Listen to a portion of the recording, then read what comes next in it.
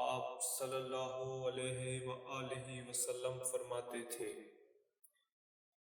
حلال کھلا ہوا ہے اور حرام بھی کھلا ہوا ہے، اور ان دونوں کے درمیان بعض چیزیں شبہ کی ہیں جن کو بہت لوگ نہیں جانتے کہ حلال ہیں یا حرام۔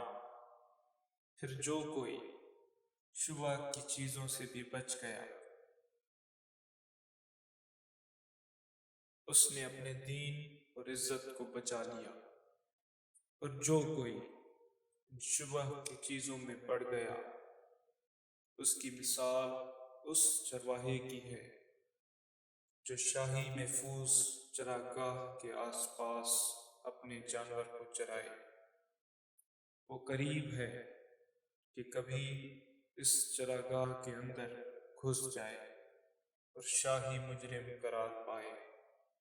سن لو، ہر بادشاہ کی ایک چراگاہ ہوتی ہے۔ اللہ کی چراگاہ اس کی زمین پر حرام چیزیں ہیں، بس ان سے بچو۔ اور سن لو، بدن میں ایک گوشت کا ٹکڑا ہے، جب وہ درست ہوگا سارا بدن درست ہوگا، اور جہاں بگڑا سارا بدن بگڑ گیا۔ سن لو، وہ ٹکڑا آدمی کا دل ہے۔